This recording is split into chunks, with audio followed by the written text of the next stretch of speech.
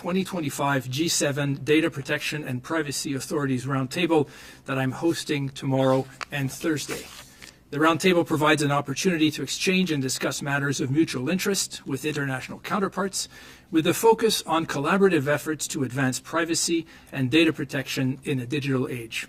This investigation is an excellent example of this collaboration in action. Before we take your questions, Commissioner Edwards and I will each say a few words about the investigation and findings. Nous avons décidé de lancer cette enquête conjointe en raison de la portée internationale de l'atteinte et de la nature très sensible des renseignements personnels en cause. The breach at 23andMe impacted almost 7 million people worldwide, including nearly 320,000 people in Canada. The compromised data included highly sensitive information related to health, race, and ethnicity information, as well as information about relatives, date of birth, sex at birth, and gender. Much of this information was derived from individuals' DNA. The breach serves as a cautionary tale for all organizations about the importance of data protection in an era of growing cyber threats. It is particularly relevant at a time when more and more personal information is being collected, used, and shared in a growing digital economy. I'll repeat this in French. L'atteinte sert de mise en garde pour toutes les organisations quant à l'importance de la protection des données à une époque où les cybermenaces sont de plus en plus nombreuses. Ce dossier est particulièrement pertinent à une époque où de plus en plus de renseignements personnels sont recueillis, utilisés et communiqués dans une économie numérique en pleine croissance. Strong data protection must be a priority for organizations, especially those that are holding sensitive personal information. Organizations must also take proactive steps to protect against cyber attacks. This includes using multi-factor authentication, strong minimum password requirements, compromised password checks, and adequate monitoring to detect abnormal activity. With data breaches growing in severity and complexity, and ransomware and malware attacks rising sharply, any organization that is not taking steps to prioritize data protection and address these threats is increasingly vulnerable. Étant donné que les atteintes à la sécurité des données sont de plus en plus graves et complexes, et que les attaques par rançongiciel et logiciels malveillants sont en forte augmentation, toute organisation qui ne prend pas de mesures pour prioriser la protection des données et faire face à ces menaces est de plus en plus vulnérable. Our investigation found that these types of security measures were not in place at 23andMe, which enabled a hacker to carry out a credential stuffing attack. We were also concerned to find that the stolen data was later offered for sale online, putting the personal information of affected individuals at further risk.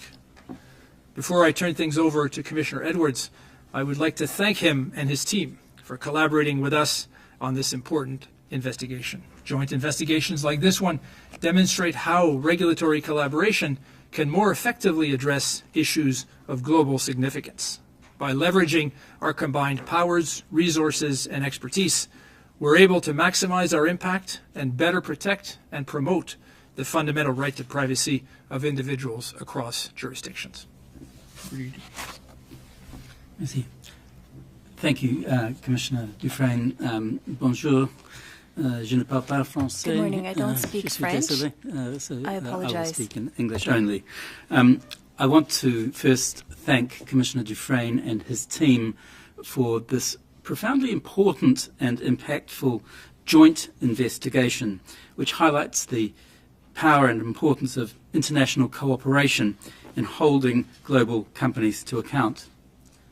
Data protection does not stop at borders, and neither do we when it comes to protecting the rights of UK citizens.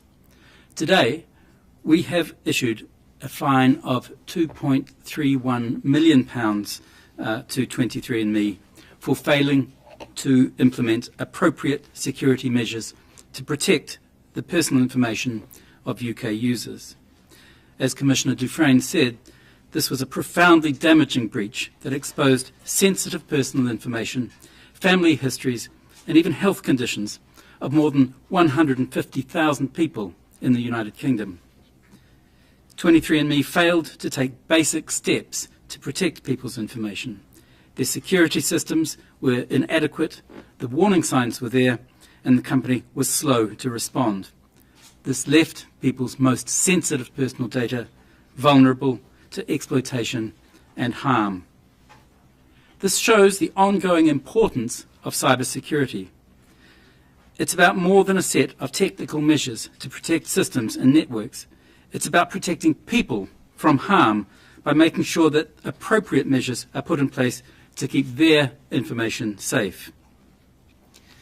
People affected by this breach told us that they felt anxious about what it could mean to their personal, financial, and family safety.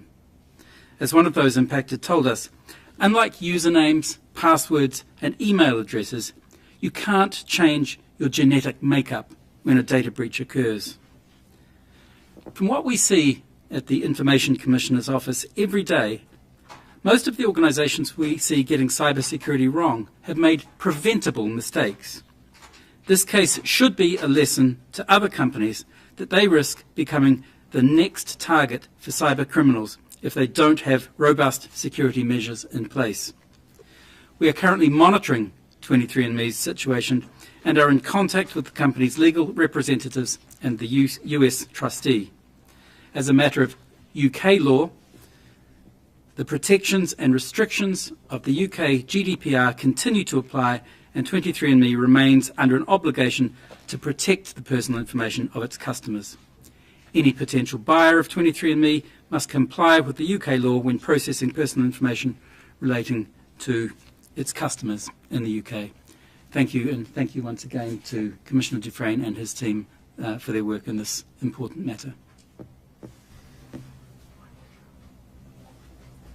We will now open it up for questions. I have Laura Osman from The Logic. Thanks for taking our questions this morning. The UK is imposing a £2.31 million fine. Is there anything Canada can do in terms of a fine or disciplinary measure for the data breach and some of the factors that you outlined? So Commissioner Edwards has the authority to issue fines and orders. This is something that exists broadly around the world in privacy authorities, and it is something that is necessary. Unfortunately, Canadian privacy law does not yet provide this to me. It is something that I have been advocating for since my appointment. We had proposed law reform in the last Parliament in Bill C-27, and I hope and expect that this new Parliament will be turning its attention to remedying this and giving us the ability to issue orders and fines. And you can see in a case like this, in terms of cybersecurity, in terms of things where time is of the essence, where there are real consequences, this is a gap. That being said, this is one of the many reasons why we are leveraging international collaboration with partners around the world and also around Canada so that we can maximize our impacts. And I will continue to use all the tools that I have, but I need more and better ones. Thank you. The new CEO is looking to take over the company, is in fact the previous CEO that was in power during this data breach. Given how you discovered during your investigation, do you have any concerns about the same leadership taking over the company with the intention to sell data outside the company? I can start. What we've seen. Certainly, we've made recommendations in this investigation. The organization has taken steps to address some of our recommendations, and so as a result, we have found that this was substantiated but resolved in terms of the measures taken. In terms of the purchasing process, statements and assurance have also been made in terms of the upcoming buyer respecting the existing privacy policies and clauses, and we certainly expect this to be done. We've indicated in the report that we will be following this carefully, that the obligations should continue to apply to any new owner, and that if there are any concerns, that our citizens can reach out to us and we'll take the appropriate steps. I'll just add that these are ongoing obligations, so they've been drawn to the leadership's attention that they've been in breach. They've failed to reach the standard required by UK law. If they don't remedy that, they will remain in breach and could be exposed to further enforcement action. If there are any questions on the Zoom, I'd invite you to raise your hand.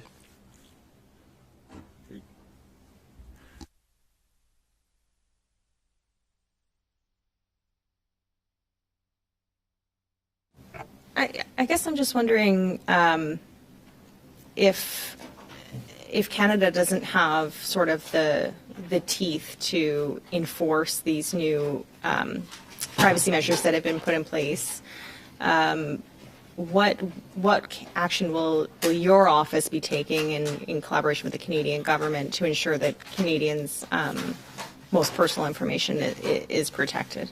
Right. Thank you for the question. So we're using all the tools at our disposal. That includes making recommendations to Parliament, appearing before committee and calling for law reform, reaching out to industry, using proactive statements, working towards compliance agreements, working with the international community. In appropriate cases, I can and will apply to the federal court to seek an order to make binding obligation on organization. We're currently doing that with respect to the company ALO, the owner of Pornhub, that has so far refused to implement my investigation, finding that the sharing on of intimate images was done without sufficient consent under Canadian law. So where appropriate, we will take those further steps, but this takes time, this takes resources. Having order-making power would make it immediate and would bring timely remedies to Canadians.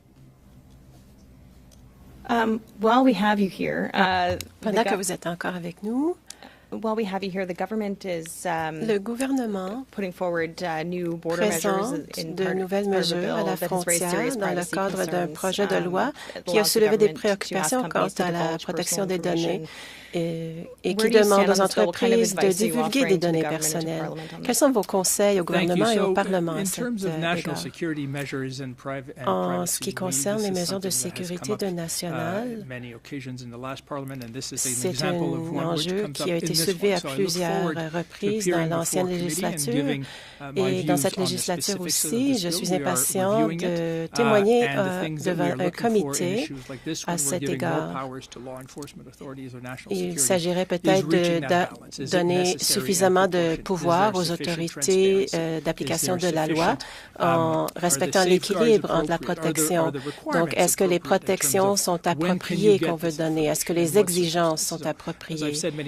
Comme je l'ai souvent dit, la vie privée n'est pas un obstacle à l'intérêt du public et à la sécurité publique. Mais les Canadiens ne devraient pas avoir à choisir entre des frontières sûres et la protection de leurs données. Nous pouvons faire les deux.